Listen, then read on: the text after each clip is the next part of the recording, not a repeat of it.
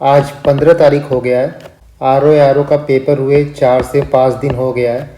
11 तारीख को आपका पेपर था, या फिर आप ये कह सकते हो कि 11 तारीख को पेपर लीक हुआ था। पेपर लीक होने के बाद 4-5 दिन बीतने के बाद भी अभी तक ना तो प्रशासन ने ना तो आयोग ने कोई भी कॉन्क्रीट स्टेप लिया है। और ऐसा नहीं है कि चीज़ें विजिबल नहीं है, चीज़ें दिख नहीं रही हैं। बहुत ही ऑब्वियस है। टेलीग्राम आप देख रहे होगे, सोशल मीडिया आप देख रहे होगे, वहाँ पे साक्ष्य, वहाँ पे जितने भी एविडेंस हैं पेपर लीक के, सबको सब कुछ दिख रहा है। बट उसके बाद भी अभी तक आयोग की तरफ से स्टूडेंट्स को कोई भी रिलीफ नहीं दिया गया है, कोई भी कॉन्क्रीट सपोर्ट नहीं दिया गया है। पिछले 2-3 दिनों से आप देख रहे होगे कि ट्विटर पे ट्रेंड हो रहा है, ट्विटर पे आंदोलन चल ही रहा है। आज भी कल भी आयोग काफ़ी लोग गए, आयोग के गेट नंबर 1-3 पे काफ़ी लोग इकट्ठा हुए। मीडिया में भी ये सारी चीज़ें काफ़ी प्रोमिनेंटली कवर हो रही हैं। ये सारी चीज़ें एक तरफ हैं, बट सवाल ये आता है कि अब आगे क्या हो सकता है, आगे आपको क्या करना चाहिए और इस टाइम पे आपका क्या अप्रोच होना चाहिए। देखो, सबसे पहली बात यह है कि इस एग्ज़ाम में आयोग जो बता रहा है कि जांच हो रही है, एसटीएफ का गठन किया गया है, वो सफिशिएंट नहीं है। सिर्फ एक ही मांग आपकी होनी चाहिए, वो है री एग्ज़ाम। हमको सिर्फ री एग्ज़ाम चाहिए, उसके अलावा और कुछ भी नहीं। और री एग्ज़ाम होना भी चाहिए तो 3-4 महीनों के अंदर होना चाहिए। 2016 का हाल नहीं होना चाहिए कि 2016 में एग्ज़ाम हुआ है, उसका री एग्ज़ाम 2021 में हो रहा है। आप जो भी मांगे रख रहे हो, आपके जो भी ओपिनियन है, एक चीज़ मेक श्योर करना कि उसमें कलेक्टिवनेस हो।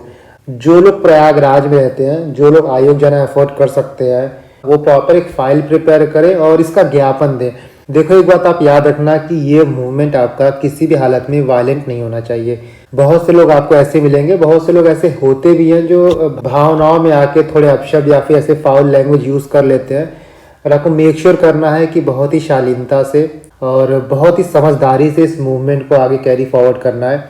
एक ही सिर्फ मांग होनी चाहिए कि इसका री एग्ज़ाम होना चाहिए, पेपर कैंसिल होना चाहिए। इसके अलावा ना ही हमको रिजल्ट चाहिए, ना ही हमको आंसर की चाहिए। कुछ कुछ पॉइंट्स आप देखो, कुछ कुछ जो सिनेरियो सामने आ रहे हैं उसको आप देखो तो काफ़ी हताशा हो जाती है। गाजीपुर में जो हुआ, गाजीपुर के डीएम ने जो किया, वो चीज़ें आपने देखी होंगी, आपने सुनी होंगी। बट यहाँ पे आपके हक की बात है, आपकी फ्यूचर की बात है, आपके करियर की बात है। 2 साल से आप इस वैकेंसी का वेट कर रहे हो और एग्ज़ाम दे के आते हो तो पता चलता है कि पेपर ही लीक हो गया है। चाहे पेपर 1 लोग के पास गया हो या फिर 1000 लोग के पास गया हो, अब इस एग्ज़ाम का कोई मतलब ही नहीं रहा, कोई ऑथेंटिसिटी ही नहीं रही। पिछले 2-3 दिनों से काफ़ी मुझे मैसेज आए थे, बट चूंकि मुझे डेंगू हुआ था, हॉस्पिटल में मैं एडमिट था, तो बहुत लोग को मैं रिप्लाई नहीं कर पा रहा था। जितने लोगों ने एग्ज़ाम दिया है, सब लोग यही सोच रहे हैं कि आगे क्या होगा, आयोग री एग्ज़ाम कराएगा कि नहीं कराएगा। देखो, यहाँ पे ना ये चीज़ आपके ऊपर डिपेंड करता है कि आप इस मूवमेंट को कितने दृढ़ता से आगे बढ़ाते हो। 2-3 दिन पहले तक बहुत सी मीडिया हाउसेज ने इस चीज़ को कवर नहीं किया था, बट आज 1-2 दिन में आप देखोगे कि काफ़ी मीडिया हाउसेज ने इस चीज़ को उठाया है, अपने चैनल पे डाला है, इसकी कवरेज की है, प्रॉपर ट्वीट किया है। तो असर देखो पड़ रहा है और असर पड़ेगा। जहाँ तक मुझे लगता है कि 1-2 दिन के अंदर ही आयोग सामने से आके आपको क्लैरिफिकेशन देगा कि री एग्ज़ाम होगा। बट आपको अपने मूवमेंट को वीक नहीं होने देना है। इसके साथ साथ जो लोग भी यूपीपीसीएस प्री की तैयारी कर रहे हैं, उसको भी आपको ध्यान रखना है। मात्र 1 महीना बचा हुआ है।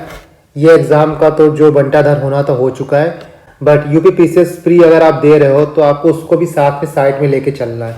क्योंकि देखो, आर ओ का री एग्ज़ाम जो है वो चुनाव से पहले तो होगा नहीं।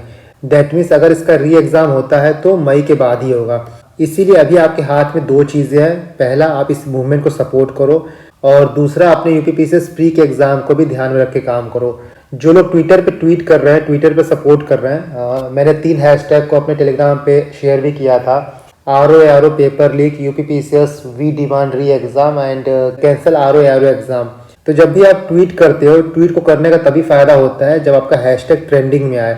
हैशटैग को ट्रेंडिंग में लाने के लिए सबसे इंपॉर्टेंट होता है कि जो पर्टिकुलर टाइम आपको बताया जाए, उसी टाइम मैक्सिमम लोग उस हैशटैग को ट्वीट और रीट्वीट करें। ये सारे जो सिचुएशन बने हैं बहुत ज़्यादा निराशाजनक है, बहुत ज़्यादा हताशा होती है कि आप पेपर की तैयारी करो, 2-2, 3-3 साल पेपर को दो, उसके बाद जब पेपर हो जाता है तब पता चलता है कि पेपर लीक हुआ है। फिर सड़क पे उतरो और अपने हक की मांग करो। देखो, हक की मांग करोगे तभी आपको हक मिलेगा, नहीं तो लीपा पोती होने में देर नहीं लगेगी। सबसे इम्पॉर्टेंट यह है कि जो भी आप स्टेप ले रहे हो, पीसफुली करना हो उसको। अपने दिमाग में आप एक चीज़ ध्यान रखना कि कोई भी मूवमेंट अगर वॉयलेंट हो जाता है, अपने ट्रैक से भटक जाता है, तो उसका आपको फ्रूटफुल, उसका आपको रिजल्ट बिल्कुल नहीं मिलेगा, उसका कोई समाधान नहीं होगा। बल्कि आयोग को, प्रशासन को एक मौका मिल जाएगा कि आपकी जो मांगे हैं, आपका जो तर्क है, उसको डिसमेंटल करे और आगे बढ़े। तो बिल्कुल वॉयलेंट नहीं होना है, बिल्कुल अभद्र भाषा का प्रयोग नहीं करना है, बहुत ही पीसफुली, बहुत ही शांतिपूर्वक आपको अपनी बातें रखनी है और तर्क देना है, एविडेंस देना है, पॉइंट टू पॉइंट बातें करनी है। और मुझे पूरी उम्मीद है कि आयोग आपकी बातें सुनेगा और इस पेपर का री एग्ज़ाम ज़रूर होगा। और मुझे लगता है कि 2-3 दिन में आपको इसका क्लैरिफिकेशन मिल जाएगा कि ये एग्ज़ाम कैंसिल हो रहा है और इसका री एग्ज़ाम होगा, क्योंकि उससे कम हमको कुछ चाहिए नहीं, उससे कम पे हम कॉम्प्रोमाइज़ नहीं कर सकते हैं।